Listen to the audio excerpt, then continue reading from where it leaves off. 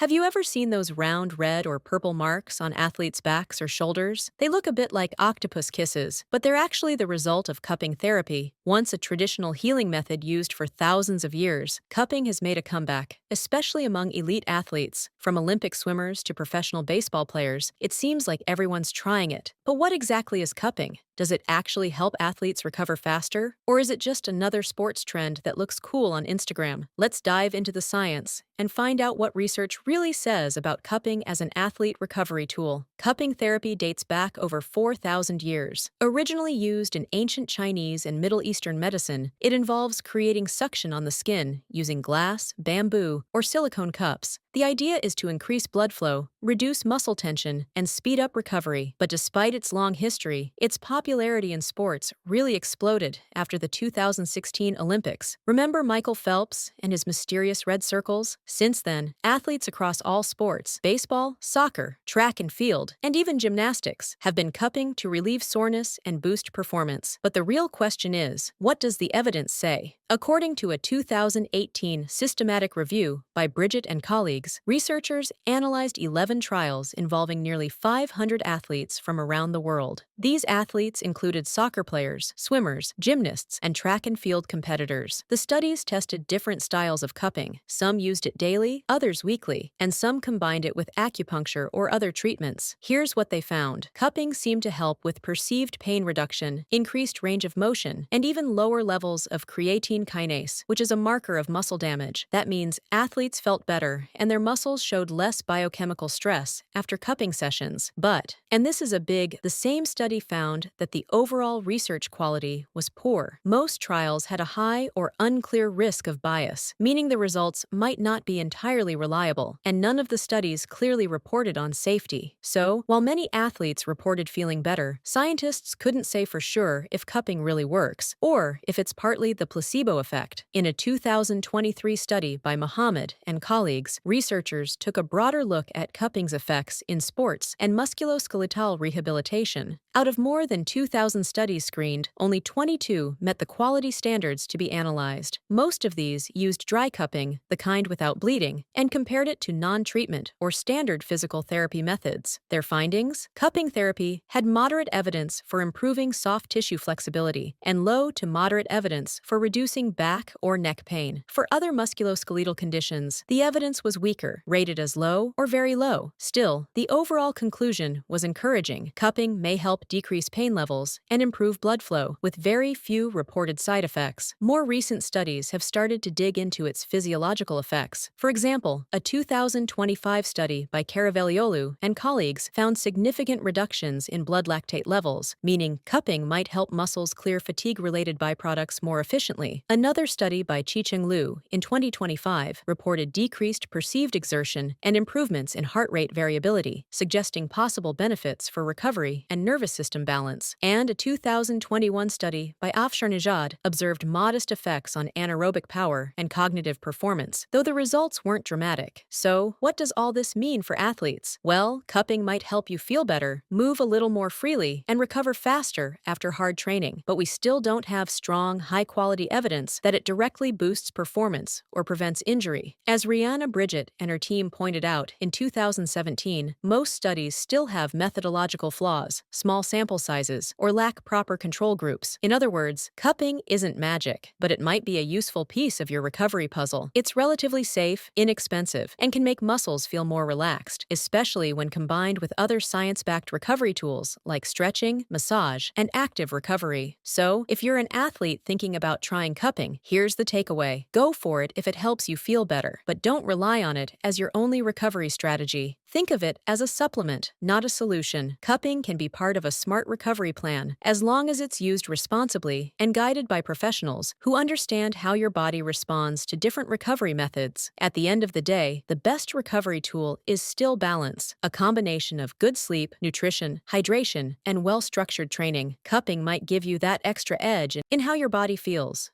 But remember, what feels good doesn't always mean it's scientifically proven to be the best. If you enjoyed this breakdown and want to learn more about evidence-based recovery methods, make sure to give this video a thumbs up, subscribe to Physio Hub, and hit the notification bell. We share the science behind how your body performs, heals, and thrives, so you can train smarter and recover better. Thanks for watching, and I'll see you in the next video.